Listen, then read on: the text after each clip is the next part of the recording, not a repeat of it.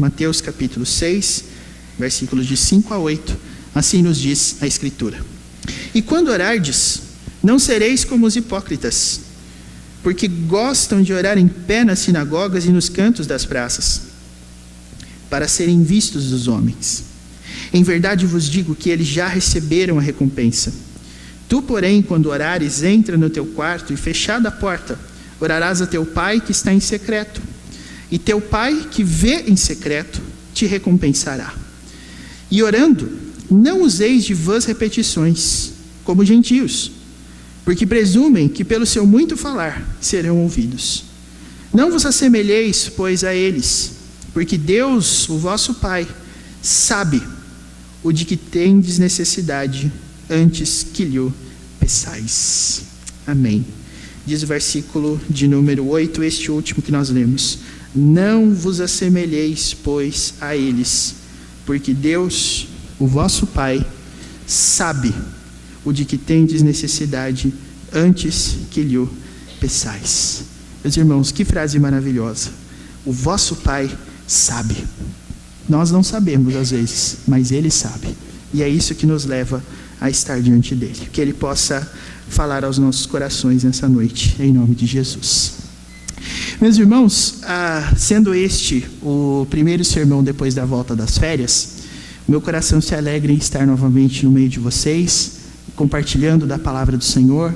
E um dos temas que eu acredito tem me incomodado bastante, que ainda discutiremos isso em termos de planejamento, mas eu gosto muito e tenho gostado muito de falar a respeito de comunhão.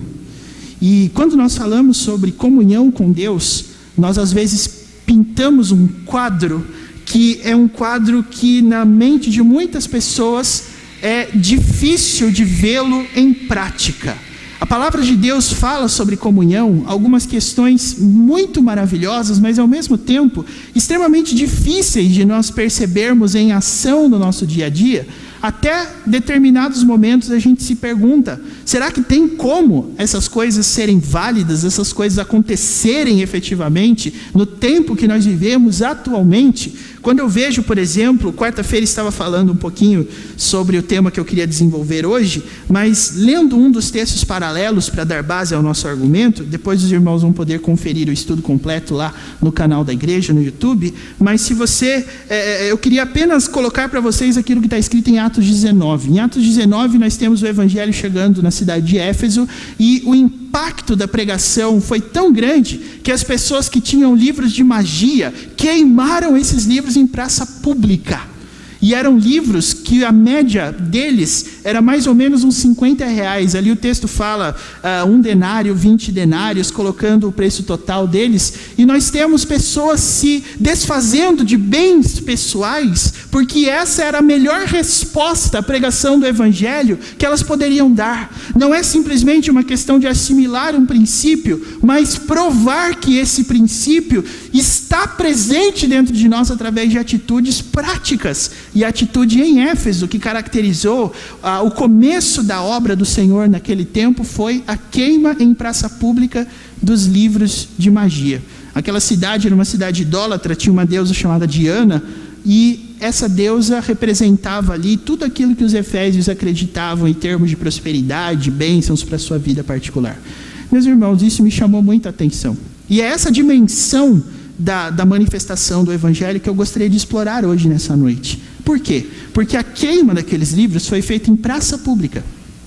Se cada pessoa tivesse jogado fora o seu livro de magia, ou de alguma forma tivesse se livrado dele, e depois contado, dando um testemunho na igreja: olha, por causa da pregação do evangelho, eu joguei fora os meus livros de magia. Não. Isso tudo foi feito em praça pública. Não foi uma convocação para que as pessoas fossem lá e depositassem os seus livros e ateassem fogo, mas foi uma atitude espontânea. As pessoas começaram a ir, jogar ali no meio e queimar visivelmente. Meus irmãos, isso me faz pensar e tem me feito meditar muito no assunto comunhão, porque nós estamos acostumados a tratar as questões referentes à nossa fé como questões individuais. Cada um tem a sua e ninguém pode interferir naquilo que o outro faz, porque cada um é de um jeito e pensa de um jeito. E um dos assuntos referentes a esse ponto que nós mais consideramos individual e particular, que não está sob a direção e o auxílio e o tutoriado de ninguém, é a nossa vida de oração. Nós não deixamos ninguém, às vezes, tomar conta da nossa vida de oração. E a oração é tida por nós como algo extremamente particular, individual e que diz respeito à natureza privada de cada um de nós. Nós dizemos que a nossa vida pertence a nós, a nossa vida de oração pertence a nós. E um dos textos mais usados para justificar essa conduta é esse aqui que nós lemos. Por essa razão eu me senti desafiado nessa noite a introduzir com você um tema que eu quero tratar demais ao longo desses próximos meses, talvez desse próximo ano, a comunhão. E eu queria começar com um aspecto mais elementar da comunhão, que é a oração. Eu queria hoje falar sobre a perfeição na oração. E eu quero dizer isso a vocês porque, se nós observarmos, meus irmãos, o contexto onde esse texto está presente, que é o Sermão do Monte, nós vamos observar que Jesus dá uma ordem muito clara às pessoas que o estão ouvindo. Se você voltar aí para o capítulo 5, versículo 48, aí pertinho de onde você está, você vai ver Jesus dizendo assim: sede vós perfeitos, como perfeito é o vosso Pai Celeste.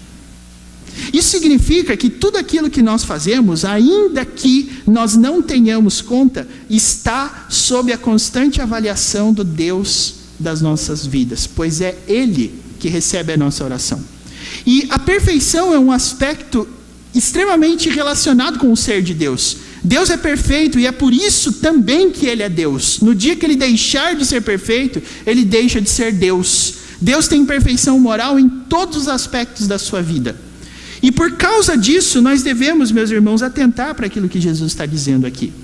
Nós valorizamos a individualidade na oração, porque o texto que nós lemos fala que quando nós orarmos, isso está no versículo 6, né? Nós temos que entrar no quarto, fechar a porta e orar ao Pai que está em secreto. Mas o que eu queria chamar a sua atenção é que, aparentemente, Jesus está tratando a oração como um problema particular de cada um. E eu quero provar para você que não. O ponto principal de Jesus com esse exemplo da oração é ensinar como nós podemos alcançar a perfeição diante do nosso Pai Celeste. E eu quero dizer isso a você, recorrendo aqui a esses versículos de uma maneira bem rápida. Apenas acompanhe comigo aqui.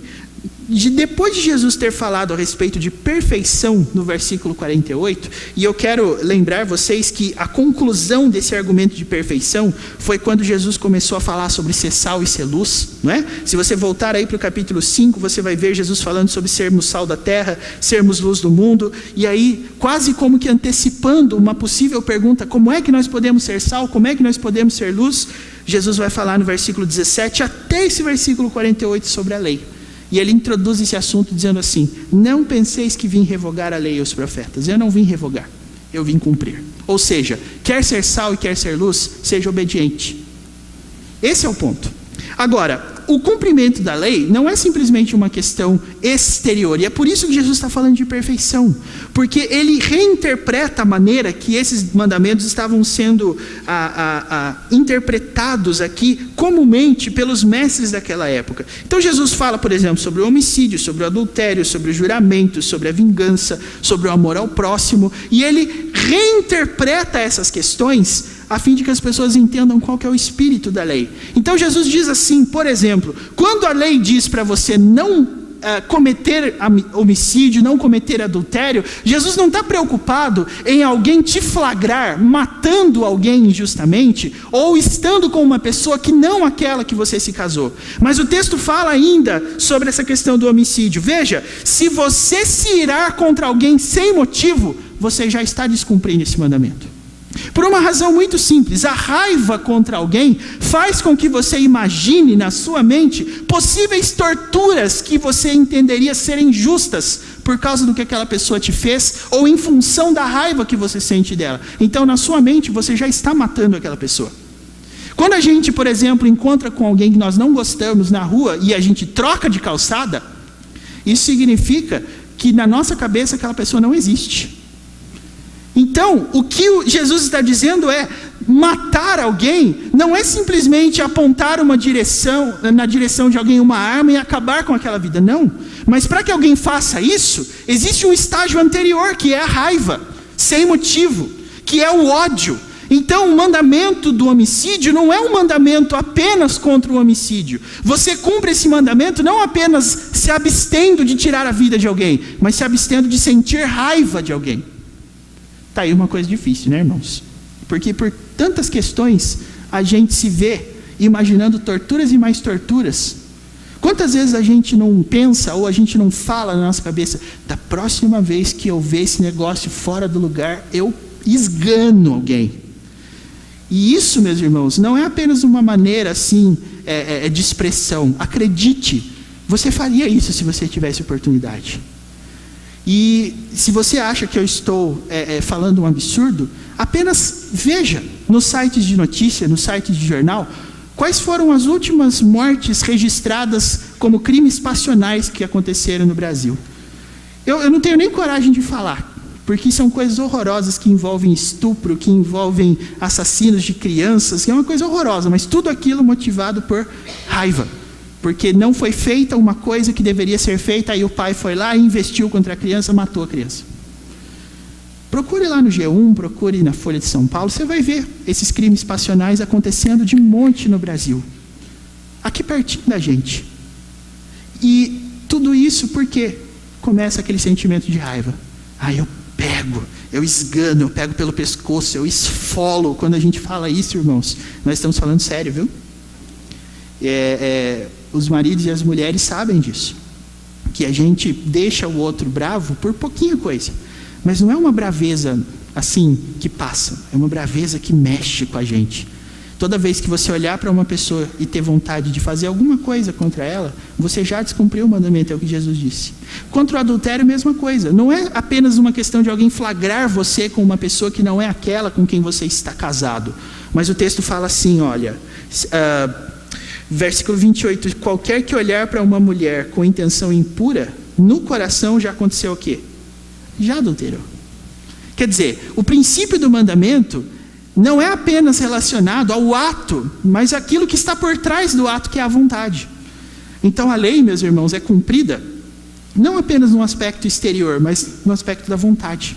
A lei de Deus é cumprida quando você não sente vontade de fazer o que a lei proíbe. É assim que a gente cumpre a lei de Deus. É por isso que Jesus está falando de perfeição aqui ao final. Porque ali naquele tempo existiam os chamados fariseus, né? Que pelo menos exteriormente estavam perfeitos. E a questão aqui, meus irmãos, é a seguinte: quando nós tratamos obediência como uma situação na qual existe um ato, se ninguém pegar você fazendo, você está cumprindo na prática. Se ninguém descobrir que você está fazendo aquilo que é proibido, então você está obedecendo, até que alguém prove o contrário. Jesus diz que não, porque por trás desses mandamentos existe um Deus que olha para o nosso coração. E é por isso que Jesus está falando de perfeição aqui, mas Jesus alerta também os seus discípulos no versículo 1 do capítulo 6, assim: guardai-vos de exercer a vossa justiça diante dos homens, com o fim de serdes vistos por eles. Quer dizer, não são os homens que vão determinar se nós estamos cumprindo a lei ou não. É Deus que vai determinar isso através do nosso coração. E aqui, irmãos, Jesus está dando 3 exemplos de como nós podemos fazer coisas aparentemente para Deus, mas com o nosso coração voltado para aquilo que os homens pensam. Ele cita aqui esmola, versículos de 2 a 4. Ele cita aqui oração, versículos que são esses que nós estamos aqui tratando, e ele cita depois o jejum. E observem, meus irmãos, como é a fórmula de Jesus quando ele aborda essas 3 coisas. Por exemplo, no versículo 2, no versículo 5 e no versículo 16, Jesus está dizendo como nós não podemos fazer. E aqui ele cita aquela palavrinha que nós temos bastante gosto em dizer, mas até sobre isso eu queria que você aprendesse uma coisa que eu aprendi também ao estudar o texto. No versículo 2, no versículo 5 e no versículo 16, Jesus diz, assim você não pode fazer. E aqui ele fala no versículo 2, por exemplo: quando, pois, deres esmola, não toques trombeta diante de ti, como fazem os hipócritas, para serem glorificados pelos homens. Em verdade vos digo que eles já receberam a recompensa. No versículo 5, Jesus fala assim: e quando orardes, não sereis como os hipócritas, porque gostam de orar em pé nas sinagogas e nos cantos das praças, para serem vistos dos homens. Em verdade vos digo que eles já receberam a recompensa. Aí no 16 ele fala do jejum: quando jejuardes, não vos mostreis contristados como os hipócritas, porque desfiguram o rosto com o fim de parecer aos homens que jejuam. Em verdade vos digo que eles já receberam a recompensa. Percebeu o que Jesus está fazendo aqui? Ele questiona a maneira que os hipócritas acham que estão obedecendo esse mandamento. E aqui uma coisa interessante, meus irmãos. Sabe quantas vezes a palavra hipócrita aparece no Novo Testamento? 20 vezes. Só no Evangelho de Mateus, no Evangelho de Marcos e no Evangelho de Lucas, essa palavra aparece. Em mais nenhum outro livro. Se você quiser aí os dados exatos, essa palavra aparece 15 vezes em Mateus, 1 vez em Marcos e 4 vezes em Lucas. Agora, sabe qual é a coisa mais interessante, meus irmãos? Todas as vezes que a palavra hipócrita aparece, ela aparece como sendo dita pela boca de Jesus. Só Jesus fala essa palavra na Bíblia inteira. Por uma simples razão. Jesus pode conhecer uma coisa que eu não posso conhecer, que são as nossas motivações. Nós adoramos chegar uns para os outros e dizer assim: fulano é hipócrita. Eu digo para você, ninguém tem autoridade para fazer isso, porque a gente não sonda coração. Agora Jesus pode dizer isso, porque Ele sonda.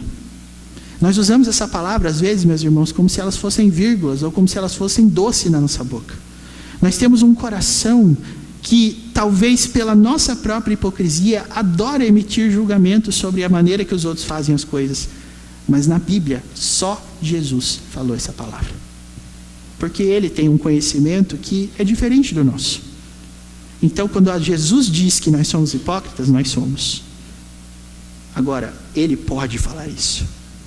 E Jesus chama essas pessoas de hipócritas por quê? Porque como é que o hipócrita dá esmola? E é interessante, irmãos, porque uma esmola é algo feito para alguém, não é? É você dar um dinheiro, você dar um mantimento, você dar uma ajuda para alguém. Mas Jesus diz que é possível ser hipócrita dando esmola se você dá esmola com o fim de você ser glorificado pelos homens. Quando nós oramos, nós teoricamente estamos falando com Deus. Mas Jesus diz, sabe como é que os hipócritas oram? Veja aqui, porque gostam de orar em pé nas sinagogas e nos cantos das praças, para quê? Para serem vistos dos homens. A questão do jejum, que também seria uma questão relacionada à maneira individual de nós nos portarmos, o versículo 16 fala assim: não jejuem como os hipócritas, não vos mostreis contristados como os hipócritas, porque desfiguram o rosto com o fim de parecer aos homens que jejuam. Então, basicamente, a definição de hipócrita é aquele que se vale pela opinião dos homens e se esquece que Deus está olhando também, e Deus está olhando para o coração. Nós podemos agir como hipócritas, meus irmãos, se o critério que define a perfeição for o meu. Se eu olhar para mim mesmo e dizer, sou perfeito, hipocrisia. É esse o ponto. Agora, como o meu objetivo aqui é falar sobre oração, eu quero dizer a vocês que a oração perfeita, a perfeição da oração, nós alcançamos, meus irmãos, em 2 pontos. Primeiro, olhe para os versículos 5 e 6, depois para os versículos 7 e 8. E a perfeição na oração, portanto, meus irmãos, é alcançada, olhando aqui para os versículos 5 e 6, nesse primeiro momento, através do seguinte: por que Jesus mandou que as pessoas orassem no quarto e com a porta fechada? Porque Jesus quer lembrar que quando nós oramos, a motivação da nossa oração não é ser visto. Não é que a oração é para ser feita assim. Não é que a oração é uma coisa que é tão sua que ninguém tem o direito de sondar. A questão não é essa. A questão é que o Senhor nos afirma no versículo 6 que o nosso Pai, que vê em secreto, vai nos recompensar. A ideia aqui é que o Pai vê em secreto. O que as pessoas estão fazendo para que os homens vejam, Jesus contrapõe tudo isso dizendo que o Pai vê em secreto. Então não é necessário orar com o fim de ser visto, porque o Pai está vendo, e Ele vê em secreto. Isso, meus irmãos, deve fazer com que nós nos preocupemos com a nossa oração não ser uma questão relacionada à opinião alheia, mas a nossa oração precisa estar relacionada com aquilo que Deus quer que nós peçamos. E o que Deus quer de nós? Deus quer que nós busquemos perfeição. Deus quer que nós busquemos a perfeição dele, como ele é. Deus quer que nós observemos que os critérios que moldam a nossa vida não são dados por nós. Não somos nós que dizemos se a nossa vida está indo bem ou está indo mal. E quando nós orarmos, nós devemos nos lembrar disso. O Pai vê em secreto. Você quer ver mais um dado interessante do texto? Olha só como é que Jesus contrapõe essa questão dos hipócritas. Tanto nas esmolas, quanto na oração, quanto no jejum, Jesus diz assim: não sejam como os hipócritas. Tu, porém, no capítulo 6, versículo 2, quando ele fala da esmola, ele diz: não sejam como os hipócritas. Versículo 3, tu, porém. Na questão da oração, versículo 5, não sejam como os hipócritas. Versículo 6, tu, porém. No jejum, não sejam como os hipócritas, versículo 16, versículo 17, tu porém. E sabe uma coisa interessante desse tu porém? Olha como é que Jesus fala do Pai nessa questão do tu porém. O versículo 4 fala assim: para que a tua esmola fique em secreto e o teu Pai. No versículo de número 6 aqui, tu, porém, quando orares, entra no teu quarto e fechada a porta, orarás a teu Pai que está em secreto e o teu Pai. No versículo 18, com o fim de não parecerdes aos homens que jejuas, e sim ao teu Pai em secreto e o teu Pai.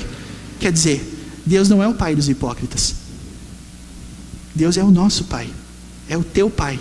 Se você se preocupa com o fato de que Ele olha para você, com o fato de que Ele sonda você, e que Ele vê coisas que nós não expressamos às vezes com as nossas palavras.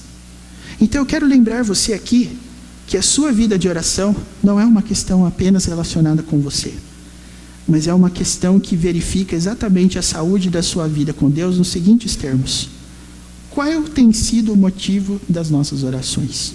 Pelo que nós temos pedido oração ao Pai? Nós nos preocupamos com a opinião que nós temos ou que outras pessoas possam ter da nossa oração? Ou nós nos preocupamos com aquilo que Deus quer que nós peçamos? Quanto do nosso tempo de oração nós temos dedicado ao aperfeiçoamento do nosso ser? Meus irmãos, uma pessoa que sabe que Deus vê, e um dos salmos mais belos da Bíblia, que é o Salmo 139, é um salmo que fala inclusive sobre o quanto Deus é grande, o quanto é maravilhoso, e uma das coisas que faz Deus ser maravilhoso, qual que é? É o fato de que não existe distância longa o suficiente para que Ele não possa ir. Davi diz assim em forma de poesia: se subo aos céus, lá estás. Se tomo as asas da alvorada e me detenho lá nos confins dos mares, lá estás também. A ideia aqui, meus irmãos, é que nós temos uma pequena tendência de acharmos que as nossas opiniões são suficientes para garantir uma vida de oração saudável. O que nós temos que lembrar é que os olhos de Deus estão olhando para nós em todos os momentos, e Ele vê em secreto. Você quer ter uma oração perfeita? Você quer alcançar perfeição na oração? Lembre disso. O Pai vê em secreto. O que está por trás do nosso conceito de oração? O quanto nós permitimos que o nosso momento de oração seja um momento relacionado à vontade de Deus para a nossa vida. E olha, irmãos, aqui é porque toda hora que a gente contesta alguma coisa que é senso comum, é como se a gente estivesse dizendo que não é mais para fazer isso. Então o que eu estou querendo dizer não é que você não pode ter um momento de oração só seu. O que eu estou querendo dizer é o seguinte: não é desses momentos de oração que a sua vida com Deus vai ser feita. Por uma questão muito simples. Quando a palavra de Deus fala sobre relacionamento, por exemplo, ela diz que marido e mulher fazem o quê? Se tornam uma só carne. Você não acha que é extremamente complicado quando a pessoa que é uma só carne com você não consegue orar com você? Você não acha que é estranho quando a palavra de Deus fala que nós somos um só corpo, uma só alma, um só coração como a igreja, e a nossa vida de oração é uma questão muito exclusivista, que ninguém consegue saber o que está acontecendo com a gente? Meus irmãos, Jesus está dizendo aqui que nós temos que orar com a porta fechada como uma resposta aos hipócritas. Ou seja, não se preocupe com o que os homens vão pensar quando você ora. Se preocupe com o que o Pai está pensando a respeito de você. Não é que Deus está nos mandando orar individualmente, não. Muito pelo contrário. Inclusive, quer lembrar de um dos textos do Antigo Testamento que fala isso? Lembra quais são as condições lá de 2 Crônicas 7:14 para que Deus restaure a nação? Se o meu povo, que se chama pelo meu nome, se humilhar e fizer o quê? E orar. Se o meu povo orar. Meus irmãos, a nossa comunhão com Deus é manifestada de maneira não vertical, de maneira horizontal. O próprio João, na sua primeira carta, vai dizer assim: se você não ama o seu irmão que você vê, como é que você pode dizer que ama a Deus que você não vê? Então a gente não prova o nosso amor a Deus assim. A gente não diz, Senhor, eu te amo assim. Até, meus irmãos, um dos momentos mais legais do casamento, e eu ontem estava em é o momento em que o noivo vira para a noiva vira para o noivo, e eles começam a recitar ali os seus votos, e entre outras coisas, eles prometem um para o outro, que eles vão amá-lo, e ele vai amá-la, e ela vai amá-lo eternamente. E aquele é um momento lindo, porque você olha aquilo e pensa assim, meu Deus, que coisa maravilhosa, quando uma pessoa declara o seu amor. Faria sentido o noivo declarar o seu amor pela noiva olhando para cima, olhando para baixo? É olhando aqui. Da mesma forma, qual é a maneira aqui? Veja como a teologia é interessante aplicada para a vida. Qual é a maneira de você enxergar Deus nesse mundo?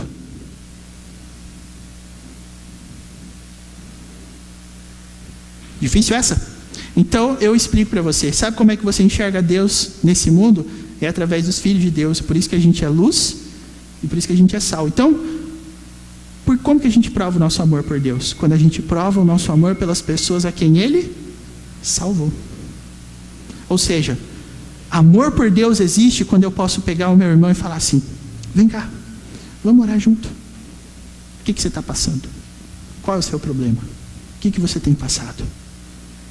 Hoje pela manhã a gente falando isso, de repente vem aquele comentário, pastor, se as pessoas não falarem, a gente não vai saber do que as pessoas estão passando. Então as pessoas precisam falar mais, e eu quero exatamente chamar a sua atenção para isso. Por que não? Uma vez uma pessoa me disse assim, olha João, eu quero dizer para você uma coisa, eu confio muito em você, eu abro a minha vida para você, eu conto tudo da minha vida para você. Aí eu falei, é claro, porque você mora em outra cidade, eu moro em Itapeva. Ele falou, não, é que na minha igreja eu não posso me abrir com as pessoas. Aí eu disse para ela assim, rapaz, na sua igreja só tem você de crente? Só você ama o Senhor lá, mais ninguém ama? Não é bem assim. Eu falei, então por que razão que você vai falar das coisas que você tem que falar para mim, que nem sou o seu pastor? Sou seu amigo, sou seu irmão em Cristo, mas o seu pastor merece saber dessas coisas também, não merece? Seus irmãos lá merecem ajudar você. E aí nós começamos a parar e a pensar nisso. Por que eu não sou mais aberto na minha vida de oração com as pessoas que estão aqui congregando comigo? Mas é que eu não tenho comunhão. Irmãos, a questão não é conhecer ou não conhecer. A questão é o seguinte, você conhece o Deus a quem você serve? A igreja de Cristo é a expressão do amor de Deus pela humanidade. Nós não podemos, e eu vou repetir isso até você olhar para mim e completar minha frase como se fosse uma música conhecida. Nós não somos pessoas que estão caminhando aleatoriamente durante a semana e se reúnem uma vez por semana para fazer a mesma coisa juntos e depois que acaba, cada um segue a sua vida. Nós fomos unidos em Cristo para sermos um só corpo, um só coração e uma só alma. Ou seja, a nossa comunhão é com Deus, não é a minha comunhão e a sua que geram duas comunhões diferentes com Deus. Nós somos unidos em Cristo para sermos um só corpo. E Deus vai restaurar a nossa igreja quando Ele restaurar a nossa comunhão uns com os outros. E a primeira coisa que acontece, meus irmãos, é quando Deus restaura a oração comunitária. Tiago capítulo 5 vai dizer assim, confessai, pois, uns aos outros e orai uns pelos outros para serdes curados. Nós não vamos ver cura, meus irmãos, enquanto não houver isso. Porque não é de outra forma que a gente manifesta amor por Deus. Então a sua vida não pertence a você. A sua vida pertence a Deus. e Ele é o Senhor da igreja. Então, sem essa de, mas a Bíblia fala que a gente tem que fechar a porta do quarto quando for orar, fala sim, para você não ser como os hipócritas. Ou seja, o que Jesus está querendo dizer, em outras palavras, é: zele pela sua vida de oração, tanto no âmbito público quanto no âmbito particular. Se preocupe do mesmo jeito. Não é que a vida de oração é particular. Até porque, meus irmãos, existe um grupo que está crescendo hoje no meio evangélico que são chamados desigrejados. Já ouviu falar deles? Sabe o que eles falam? Entre outras palavras, o seguinte: por que eu preciso ir para a igreja para orar? Eu não posso orar onde eu estou? Deus não está falando? Deus não está em todo lugar? Eu não posso buscar Deus lá do meu jeito? Por que eu preciso ir para a igreja? Eu não posso ler a Bíblia sozinho? Pode, ninguém te proíbe. Mas, irmãos, isso não é comunhão com Deus. Porque qual foi a última vez que uma pessoa que vive nessas condições orou dizendo assim: Senhor, eu peço perdão por tal coisa que eu fiz? Me diga uma vez que isso aconteceu. E você vai ver que não acontece. A tendência dessas pessoas é ficar longe, longe, longe, longe, longe. Mas o momento em que Deus restaura a vida delas é o momento que elas fazem o quê? Voltam para a comunhão da igreja. É exatamente isso que Jesus está falando aqui. Quer perfeição na oração? Então lembre, a oração não é uma missão individual. A oração é algo que deve ser relacionado com o fato de Deus nos ver em secreto. E sabe qual que é a bênção, meus irmãos, de nós fazermos isso? O versículo 6 fala assim: e teu Pai que vem em secreto te recompensará. Sabe qual que é a maior recompensa que a gente pode ganhar quando a gente ora do jeito certo? É simples. Eu aqui tive já os meus momentos com Deus, momentos onde eu reagi com emoção, chorei, vivi coisas grandiosas da parte de Deus. Mas, irmãos, eu tenho certeza que lá no meu top 10 de experiências eu vou lembrar do momento em que um irmão meu me mandou uma mensagem, ou foi na minha casa, ou ligou para mim dizendo assim: eu posso orar por você? Eu digo para você que isso desmonta. Isso desmonta todas as defesas. Eu posso orar por você? Porque a gente é muito pego de surpresa com essas coisas, né? Oração é uma das provas de amor que a gente tem uns pelos outros. E quando alguém diz: estou orando por você, eu sempre brinco, se essa pessoa for da SAF, eu acredito, porque a SAF ora. Se a SAF falar assim: estou orando por você, então está orando mesmo. As mulheres são mulheres de oração, são as nossas Anas aqui da igreja. Mas eu acredito também que nós temos homens de oração, né, irmãos? Irmãos mesmo, né? E é o momento em que eu vou poder selecionar qualquer um de vocês quando eu tiver com algum tipo de problema lá na minha casa e falar assim: irmão, tem como você orar por mim? Vamos orar junto. Essas são as melhores experiências que você vai ter. Acredite. Porque aí você vai ver o amor de Deus pela sua vida, de um jeito que você nunca viu antes. Então lembra disso. Assim, o segundo ponto, meus irmãos, eu sei que eu corro um risco enorme de dedicar muito tempo para o primeiro ponto e pouco tempo para o segundo ponto, mas é que Jesus, aqui na oração, ele dá um ponto a mais, um argumento a mais, que ele não dá a respeito do jejum e a respeito da esmola. E é exatamente por essa razão que nós temos um modelo de oração depois disso aqui, que é a oração dominical, a oração do Pai Nosso que a gente tem. Vejam o que Jesus está repetindo aqui no versículo 7. O texto fala que nós temos que nos preocupar com o fato de o Pai nos ver em secreto. Mas além disso, Deus não quer que nós oremos assim, ó. Versículo 7. E orando, não useis de vãs repetições como gentios, porque presumem que pelo seu muito falar serão ouvidos.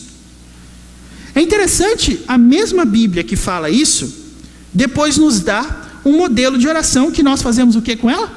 Repetimos. Eu acho isso aqui muito interessante. Nós aprendemos a oração do Pai Nosso, nós recitamos a oração do Pai Nosso, mas o texto está falando para nós, antes da oração do Pai Nosso, que nós não precisamos usar de vãs repetições. Você já reparou que às vezes a gente ora a oração do Pai Nosso como se fosse um gravador assim, que a gente dá um play e a gente começa: Pai Nosso que está no céu, santificado seja o teu nome, e vai. Se essa oração for apenas uma questão de repetição, também já falhou o propósito. E se Jesus não quer que a gente use vã repetição, por que motivo que ele sugeriu essa oração aqui para nós?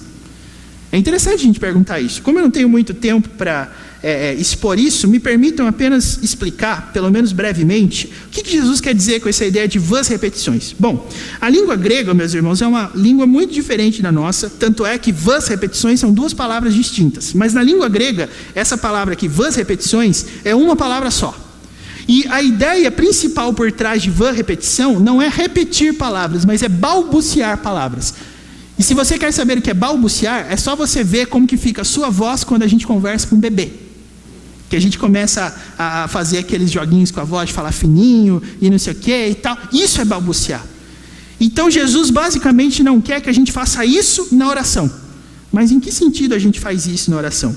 Irmãos, aqui Jesus está falando o modelo dos gentios de orar. O que são essas vãs repetições aplicado aqui nesse contexto de oração? Chega uma hora que as palavras acabam.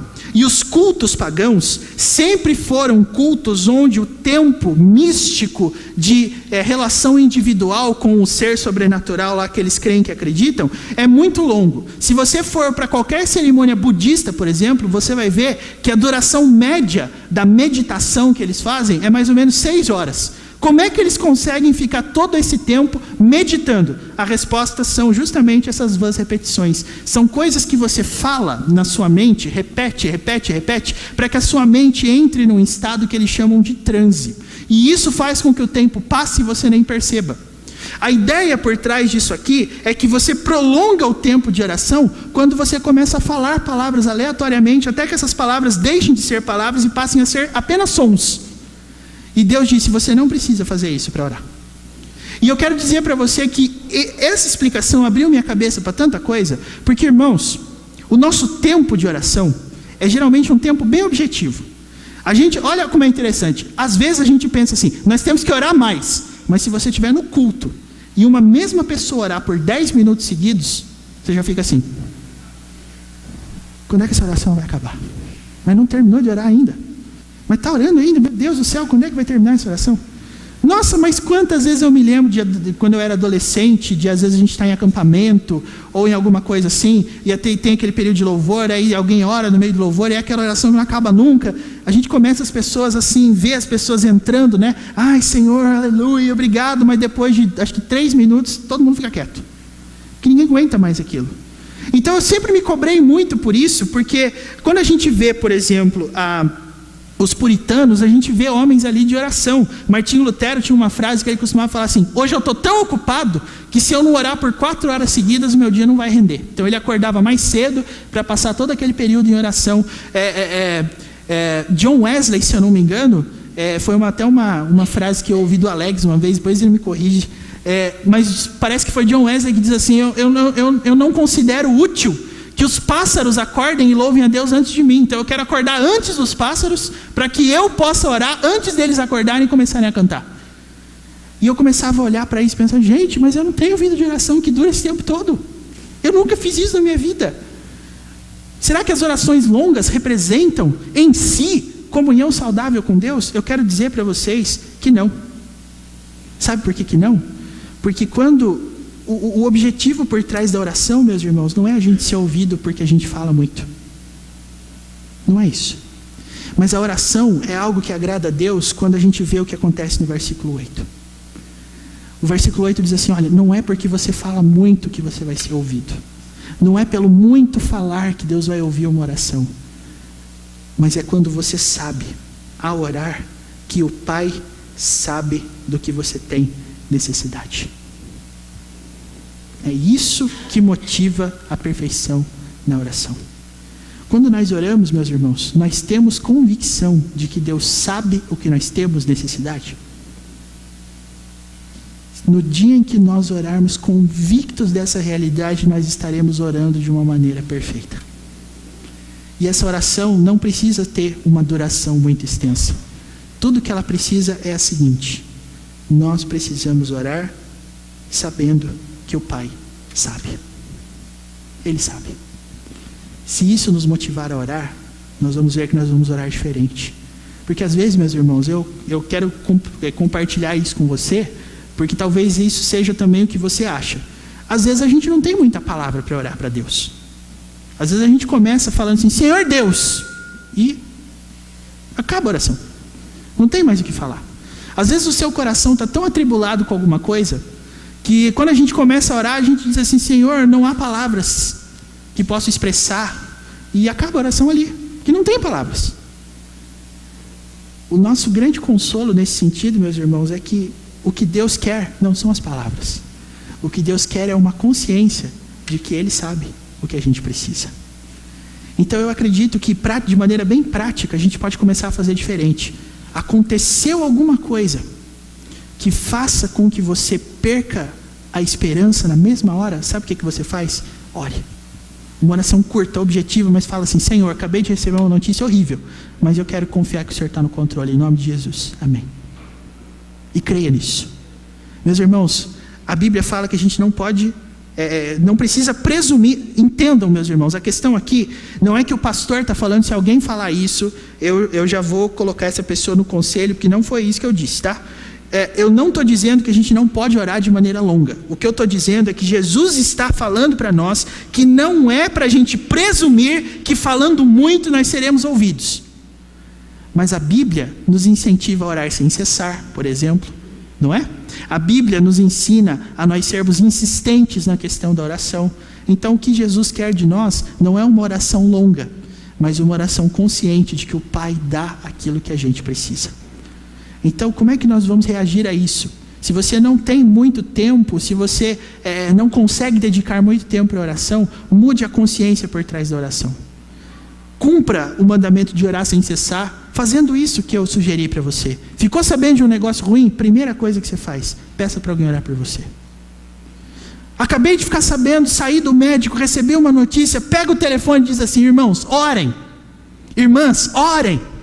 E eu tenho certeza que grupos de WhatsApp nesse sentido são uma grande bênção, né? Porque a gente aqui na igreja tem, e olha, vocês não têm ideia do quanto eu vibro quando eu vejo, além dos vidinhos engraçados, além das mensagens, dos vídeos que as pessoas colocam, de música, meu coração vibra quando eu vejo alguém colocando no grupo assim: irmãos, orem por fulano, orem por ciclano, orem por mim. Porque existe uma confissão mais objetiva da nossa fraqueza do que orem por mim? E é exatamente isso que Deus quer de você e de mim. Saiba que Deus sabe o que você tem necessidade. Agora tem mais uma coisa, meus irmãos. Depois que Jesus fala isso, Ele sugere a oração do Pai Nosso como modelo de oração. Eu não vou ter tempo de explorar o porquê que Jesus esboçou essa oração aqui, mas o que eu queria que você atentasse são as primeiras coisas dessa oração. As primeiras petições são maravilhosas, mas para mim, o mais bonito da primeira petição é a maneira que Jesus chama o Pai. Sabe uma coisa interessante? O texto fala assim: portanto, vós orareis assim: Pai, Pai nosso. Entendeu? A religiosidade gentílica, ou seja, não cristã, é por demais mística. E por ser muito mística, ela é muito individualista. Cada um fazendo o seu próprio tempo de meditação lá. Agora, a religião cristã é diferente. A oração cristã chama todo mundo. A oração cristã é assim, ó: Pai Nosso. Por que você acha que Jesus ensinou a gente a orar assim? Se Ele tivesse falado Pai, beleza, porque Deus é Pai. Mas o texto vai mais além disso. O texto fala assim: portanto, vós orareis assim: Pai Nosso. Pai Nosso. Ou seja, para mim, meus irmãos, mais importante do que orar a oração do Pai Nosso, do que saber as palavras da oração do Pai Nosso, é saber que o Pai é nosso, não é meu, é nosso. A oração não é uma exclusividade sua. A oração não é uma exclusividade sua. Se você tem dependido apenas de si mesmo para sustentar a sua vida de oração, eu não sou nenhum profeta, tá? Não adivinho nada. Mas uma coisa pela Bíblia eu posso falar: anda mal, anda fraco, anda sem propósito, você está desanimando. Sabe, a única forma de você melhorar isso é quando você melhorar também a sua comunhão com Deus em relação à comunhão com seus irmãos. O Pai é nosso. O Pai é nosso, não é meu. O Pai é nosso, meus irmãos. Que Deus nos ajude a orarmos de maneira perfeita. Que Deus nos ajude a orarmos de maneira santa. Que Deus nos ajude a orarmos como Ele quer. E olha, meus irmãos, como a religião cristã é interessante. O sacramento que nós estamos prestes aqui a celebrar nesse momento, o sacramento da ceia, comunhão. Todo mundo participando, todo mundo trocando cálice, todo mundo bebendo e comendo do corpo e do sangue de Cristo. Não é só para mim, mas é para você. Então eu quero que você faça isso agora. Não é uma coisa que eu quero transformar assim num costume da igreja, uma ordem por trás disso, mas o que eu gostaria é que na hora que você pegar o seu pãozinho, na hora que você pegar o seu cálice, que na hora que você começar a orar aí no seu canto, porque eu acho lindo quando as pessoas fazem isso, antes de fazer isso, dá uma olhada ao seu redor. Alcance aí com o seu olhar uma pessoa. Ore por essa pessoa, aí no seu momento de oração individual. Não precisa ir até ela para trocar o seu cálice com ela, não é isso que eu estou falando. Não é isso por si só que simboliza comunhão. Quem sabe se um dia nós passarmos a fazer isso, não há problema nenhum, na minha opinião.